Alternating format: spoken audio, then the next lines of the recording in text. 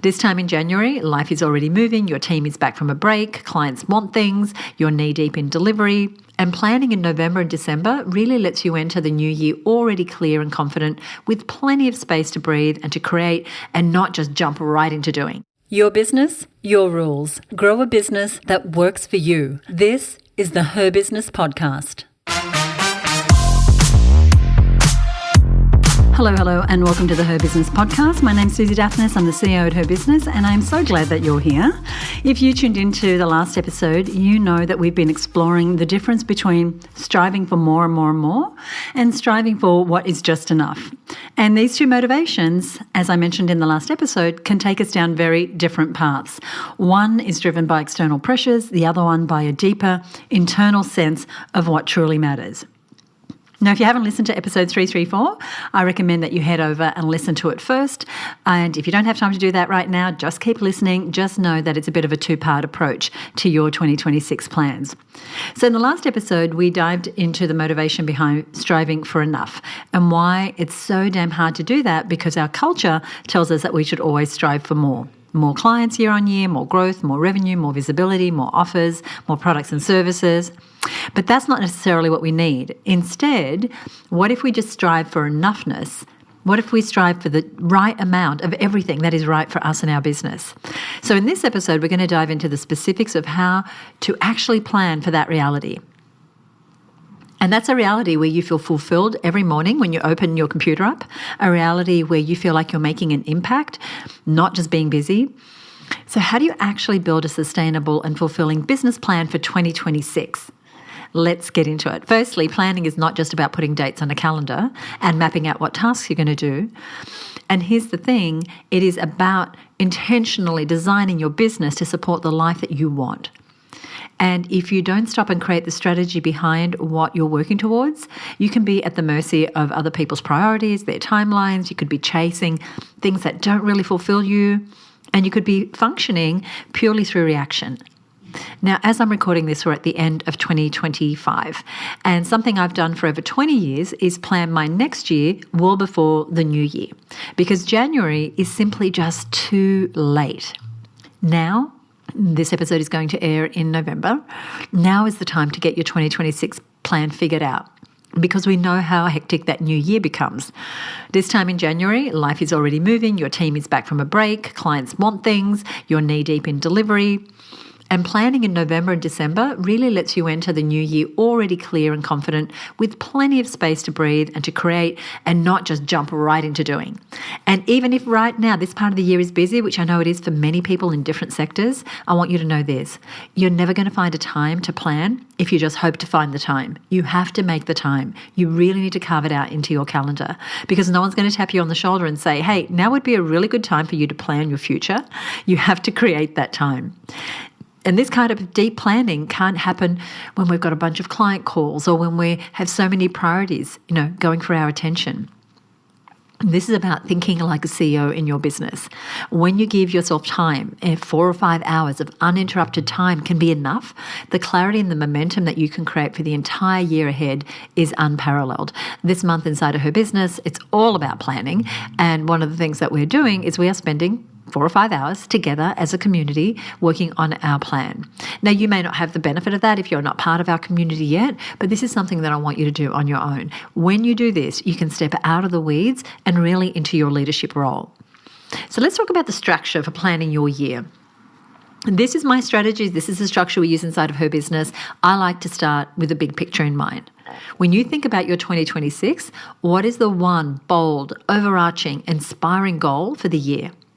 Inside of HerBusiness, we call this our big kahuna goal or our big kahuna vision. And the word kahuna comes from the word for chief in the Hawaiian language. I'm a big fan of Hawaii. Our retreat in Hawaii has been running since 2017. I have a dog called Kona, who is named after the town on the big island of Hawaii. I love a good poke bowl and a Mai Tai, things that remind me of Hawaii. And here's the thing, your big kahuna, I'm going to explain exactly what it is, but it doesn't include everything you want to do in the new year. The purpose of the big kahuna is for you to name the one thing that will move the needle the most in your business and that lights you up, something you're excited to work towards. So the big kahuna is defined as this. It's the one thing that, if realized in the next 12 months, would revolutionize your business. So it's singular, one thing. It's time-bound. It's something you can realize in the next 12 months. And it revolutionizes your business. It doesn't just give you a little uplift. So if you were to think about it and really trust what comes into your mind, what is your big kahuna? And I encourage you to write it down. Put it somewhere prominent, somewhere where you're going to see it and remember it every single day. In my office, I have a flip chart, and there's paper on that flip chart, and there are pens on that flip chart, and that's where my big kahuna is going. I'm actually going to put a link in the show notes to a free planning resource that we have that you can download anytime, and it walks you through the process I'm going to take you through today. But keep listening, because you want to have this background information as you start to fill out your worksheet. If we think of our big kahuna as the big overarching goal for our business for the year, and we look one level down, I'm going to give you 3 levels. The next level down is your strategic objectives. These are the key focus areas that are going to help support you to get your big kahuna. Because often it's not a direct line from the task I'm doing right now to my big kahuna. There are levels. So any big level items that need to happen in order for your big kahuna to materialize, they're going to be your strategic objectives. For example, if you had a goal to have 1,000 people in your membership by the end of next year, just translate this to whatever your business is, then you might have these strategic objectives. You might want to grow your email list by 5,000 people. That could be one strategic objective that will help you realize your big kahuna. You might want to generate X number of members from your 2026 campaigns. That's another big kahuna. We're going to dive into more detail in a minute. And then the final thing could be increasing the retention rate of your existing membership. So that might be a membership business. If your big kahuna was to have 30% of your income come from non-client facing work, that's a big one, right? Then one of your strategic objectives could be to find leveraged forms of income, one or more leveraged forms of income to make up the rest of your income, for example. So you want to have 3 to 5 of these strategic objectives that will support you creating your big kahuna. So your big kahuna is the primary goal. Your strategic objectives, and there's no more than 3 or 5 of those, are going to help you get your big kahuna. Now we want to get practical. Each of your strategic objectives will break down into a specific set of projects. These are the things that we actually work on day to day, that we leverage to our team and contractors, etc. And the difference between strategic objectives and projects is that, or the big kahuna, is that your projects have a start and a finish date. They have a defined list of tasks. But instead of having your tasks and to-dos listed in a haphazard way, you have projects that you put on your calendar at particular times of year, because they're going to help you get your strategic objectives, which will help you get your big kahuna. So, for example, say one of your strategic objectives was to increase your email list by 5,000 people. You might say, well, the 3 projects I'm going to do are: 1, I'm going to create a new lead generation something, a lead magnet. Another one is I'm going to get 2 strategic alliances. Another could be I'm going to run an online summit for my industry. And between those 3 projects, I'm going to reach my strategic objective of generating 5,000 new leads. Now, could I have done that with 1 project? Maybe. But if your strategic objective is meaty, then it likely is going to have a number of different projects. But again, what I want you to think about is simplicity. 3 to 5 strategic objectives. I pick 3. And then 3 to 5 projects. Now that would be 3 5s. That would be 15 projects a year. That is quite a lot, because when we start to look at projects and we break them down into tasks, these are things that need to be done on a daily basis by us or someone we contract or someone we hire. And so when you're thinking about your projects and your strategic objectives, and as I said, grab the download. It's going to make it so much easier for you to visualize this. You want to think about, well, what resources do I have? Do I have the time? Do I have the money to put all these things on my calendar for next year? Do I have the experience? Do I have the team to get them done? And we want to make our decisions being aspirational, but also knowing that we're not going to run ourselves, into a hole because we're putting things on our calendar that there's no way that we have the resources to do. And time is a most valuable resource. So I really want you to protect your time as you think about the new year and really put in place activities, projects, tasks, strategic objectives, and a big kahuna that's really going to move you towards your ideal business. And as you put your projects into your calendar, remember to not layer them on top of each other. Remember to put them in an order where one builds onto the other, and to leave enough runway between each project to execute the tasks that are required for that project to be successful. Sometimes we can really trip ourselves up just by piling so much on our plate that everything runs into the other thing, and we're always running behind and chasing our tail. And this has been such a lesson for me and for our team to just really simplify and do more with less, right? That is the definition of leverage, doing more with less. And we're trying to leverage our time and our energy and our resources to get the best results. So once you've done all the parts of the strategic planning framework, the thing that I'm going to give you a download for, and you can go get it now if you like. It's at herbusiness.com/335 if you want to listen along to the rest of the episode while looking at it. You can do that now or just grab it later. You're going to have a very structured plan for your whole year.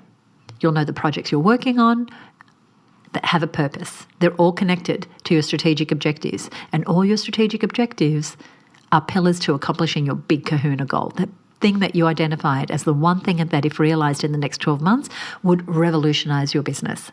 So this is not just a system that I've used for years. It's a system that I've passed on to thousands of women business owners inside of the HerBusiness community over decades, and it's worked for them too, because this structure brings focus, it brings momentum, and it gives you a plan that is both inspiring and something you can execute. It's been described as having a GPS for your business. Isn't that great? Having a GPS for your business for the next year. So grab a piece of paper, open up a new document, pull your notes app up on your phone, and get started on this process. Or better still, get the download resource at herbusiness.com/335. And start thinking about what your big kahuna is going to be for 2026. I'd love for you to share it with me. It's one big thing. Time to think about it, because it's going to be the most essential first step to this process. It's going to be what's going to guide how you spend your time.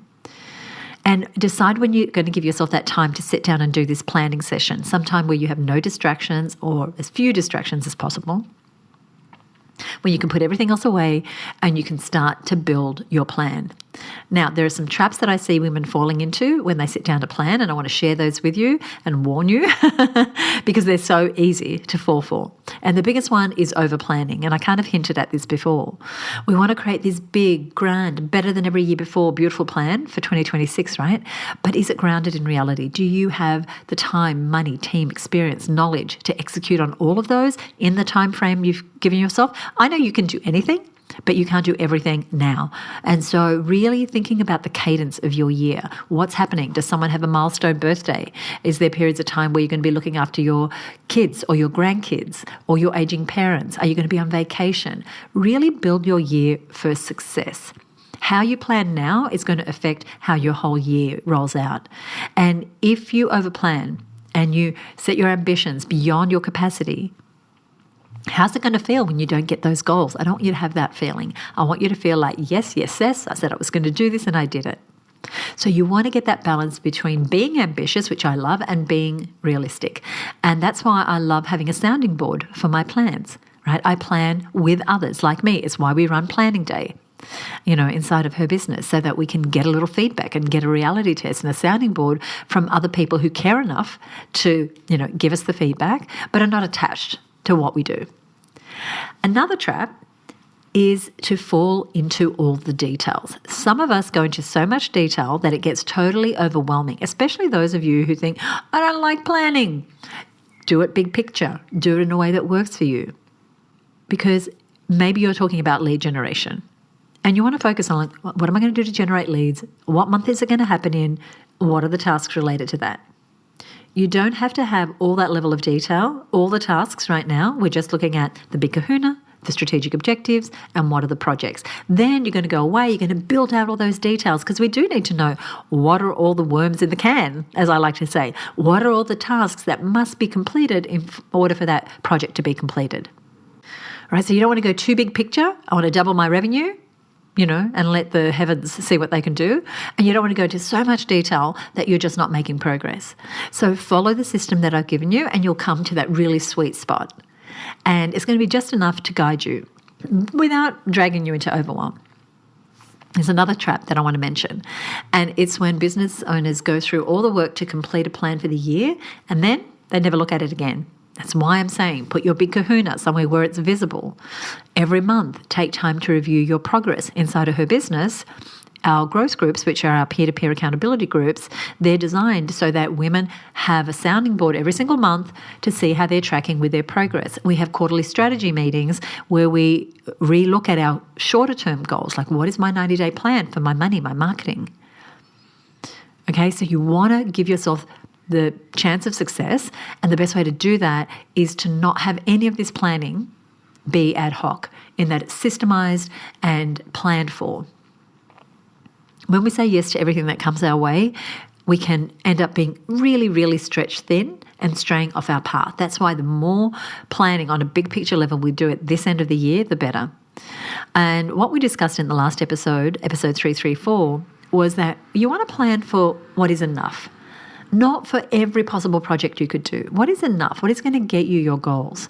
And we have to honor our capacity, which means saying no to things that don't align with your big kahuna, even though it's shiny, even though it's bright, even though your competitor's doing it. It's really about saying yes to the right things, striving for enough, striving for fulfillment in whatever is important for you. And maybe that does mean stretching yourself and pushing yourself a little bit harder this year. Nothing wrong with a good challenge, but there's a difference between a healthy stretch goal and a goal that's destined to have you burn out. A healthy stretch goal is something that excites you, maybe even scares you a little bit, but it also feels possible with the right focus, with the right resources, with the right support. You know you can get there, even if you haven't got it all figured out. The goals that are destined for burnout, they're the ones they feel heavy and hard from the start. Trust me on this one. You look at them, you feel pressure, you shrink, you go into overwhelm, you don't know how on earth you're going to ever accomplish that in the time that you have. Right? It's almost a failure from the outset. So be sure when you set your big kahuna and those strategic objectives that you know the difference, that you know, am I stretching myself? I'm going to do a little better than this year in whatever field it is, whether it's managing a team or leading or financially or lead generation or whatever it is.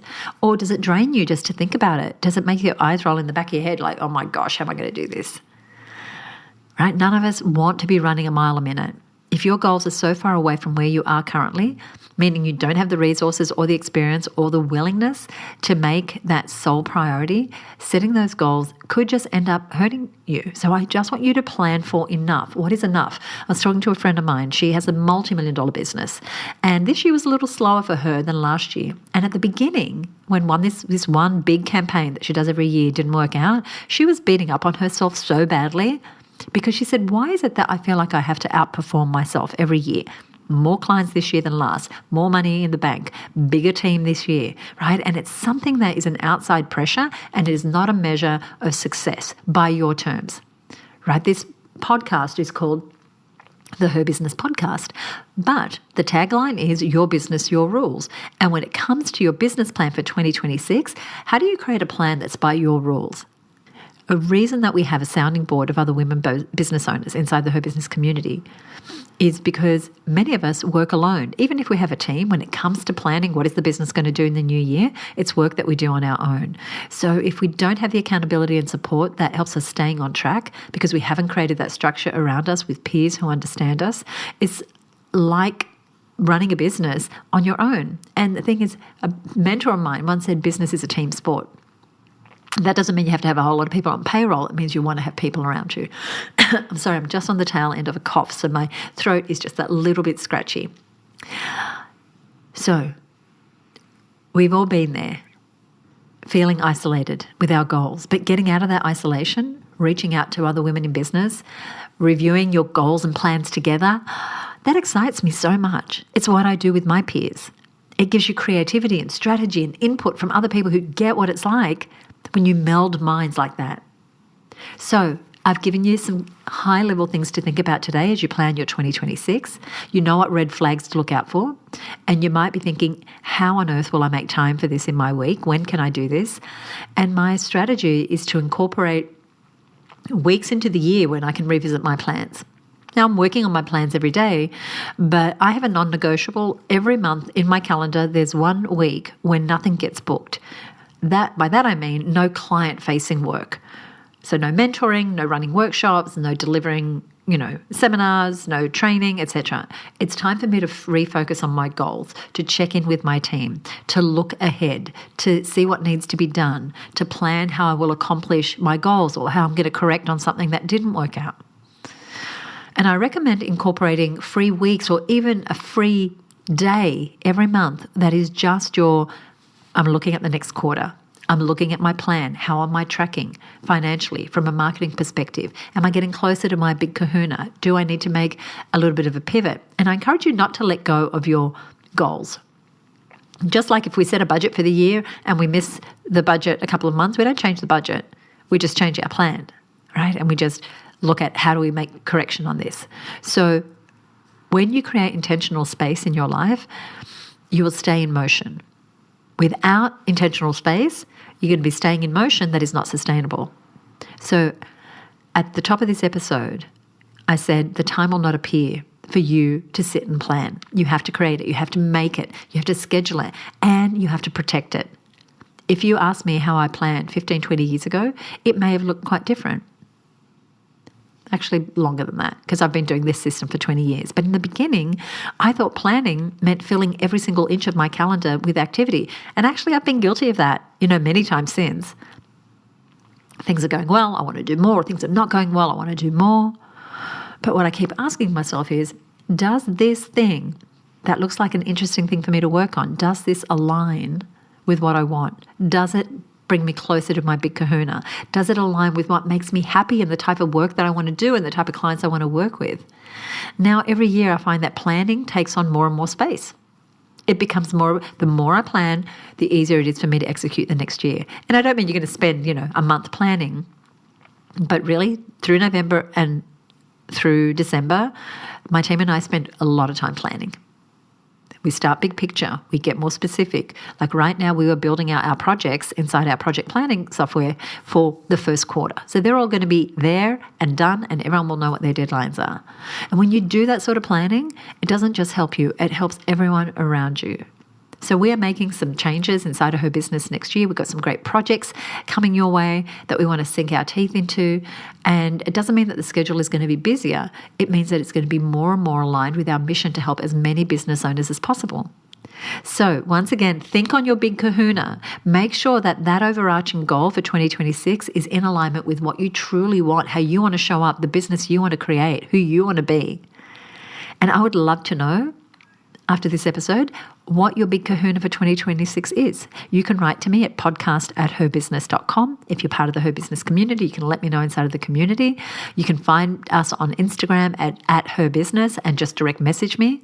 I cannot wait to hear how you're going to align your plan and your goals in 2026. And I'd love to hear your big kahunas. It's one of my favorite things. It's a signature term that you'll only ever hear inside of HerBusiness, because I came up with it many, many years ago. But it really, really describes what is that chief goal? What is that overarching ruling goal for your business? It's going to be a great year. Thank you so much for being here. Now, if you're thinking, Susie, I want to use this strategy, but I know I'm going to overwhelm myself, these are the exact type of solutions that we solve inside of HerBusiness. Every year, as I mentioned, our members come together to do this exact exercise. They brainstorm and they bounce ideas off one another in small groups. They set a time to create a plan for their next year. And then every month, we check in to see how are we progressing with those plans. And that sort of accountability is what is getting our members creating more revenue than the average small business owner, having more wins, feeling more supported, knowing they're not doing it on their own. It's just so much easier when you have other people around you who get the stress and the busyness of business. If you are not a member of the HerBusiness Network and you are listening, thank you so much for being here. My invitation for you is to go ahead and apply. It's an application process. So if you head to herbusinessnetwork.com, you'll see an application form. Simply complete it. You don't have to pay anything to apply. I will get back to you within 72 hours. And if it feels like that we can help you inside of your community based on what you tell me you're looking to achieve in the next 12 months, then we will gladly welcome you. If you enjoyed this episode, would you go ahead and leave us a rating or a review wherever you are listening, or post it somewhere and tag us, or just get back to me and let me know. So Nicole from the $100 MBA, she's the co-creator and executive producer of one of Australia's and probably the world's most popular podcasts. She was listening to an episode of the show that I did with a woman named Monica Rosenfeld. Now, Monica has an initiative called Stories That Stir. And I interviewed Monica about storytelling. It's a really great episode. I'll put a link to it in the show notes. And Nicole said this. She said, I just listened to the podcast episode with Monica. It was such a great conversation, very inspiring. I hope lots of women tune in and feel moved to take action. Nicole, firstly, thank you. We're going to put a link to your podcast that you run with your husband, Omar. We're going to put that in the show notes. And thank you so much for listening. I appreciate it. And if you're listening and you enjoyed this episode, as I said, if you could do us a favor and leave us a rating or review, it really helps more people find us and get the sort of strategies and support and downloadable resources and things that we are making available to you as well. So once again, herbusiness.com/335 is where you'll find a summary of today's episodes. And if you're new to the show and you haven't already subscribed, click that follow or subscribe button and join me in the next episode for more inspiring stories, lessons from successful female entrepreneurs, and a whole lot more. I'll see you next week right here on the Her Business Podcast. Bye for now.